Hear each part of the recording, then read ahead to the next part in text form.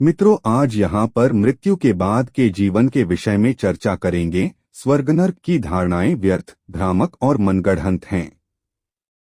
मृत्यु के बाद हमारे कर्म, हमारे विचार ही हमारे साथ रहते हैं और हम उन्हीं के अनुसार सभी प्रकार के दुख सुख का अनुभव करते हैं।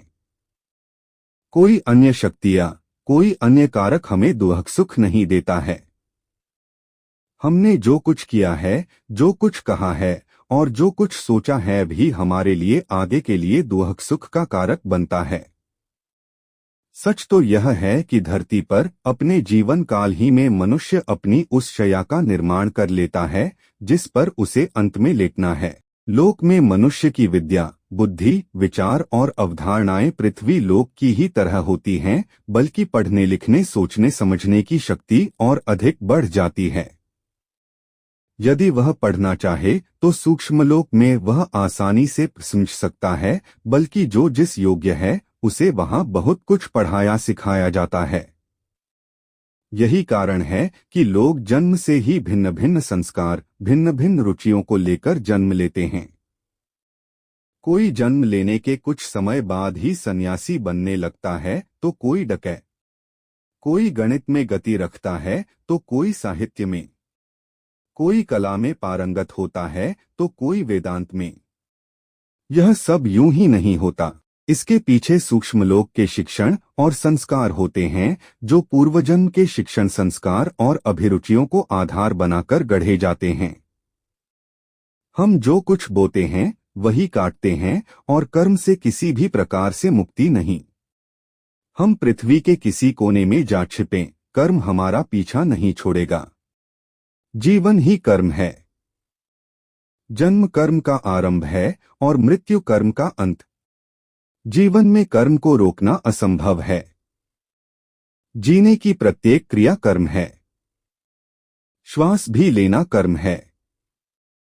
उठना, बैठना, सोचना, विचारना भी कर्म है। जीना कर्म की ही प्रक्रिया है। जो लोग यह सोचते हैं कि वे जीते जी कर्म का त्याग कर दें तो वे केवल असंभव बातें सोच रहे हैं।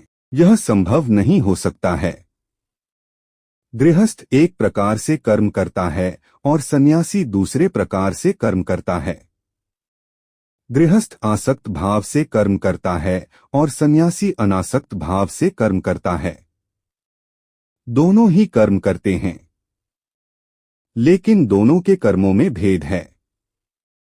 आसक्त भाव से कर्म करने वाले को कर्मफल मिलता है, जबकि अनासक्त भाव से कर्म करने वाले को कर्मफल नहीं मिलता है।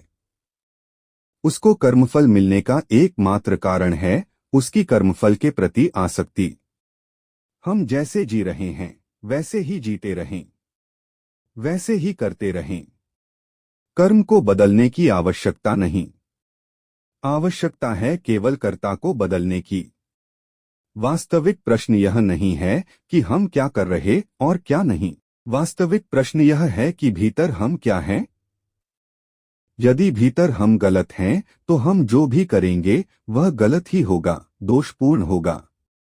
यदि हम भीतर सही हैं तो हम जो भी करेंगे वह निर्दोष होगा, उसका फल भी सही होगा।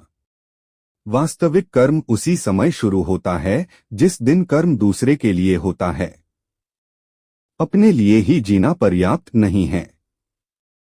जो केवल अपने लिए जीता है उसका जीवन एक बोझ है। लेकिन जब व्यक्ति अपने लिए सब प्राप्त कर चुकता है, सब जान चुका होता है, फिर भी जीता है तो उसके लिए पृथ्वी का गुरुत्वाकर्षण समाप्त हो जाता है।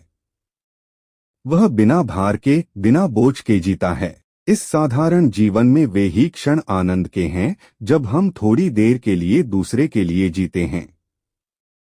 माँ जब अपने बेटे के लिए जी लेती है तो आनंद से भर जाती है। पिता जब बेटे के लिए, मित्र जब मित्र के लिए जीता है तो वह आनंद में डूब जाता है। धन्यवाद।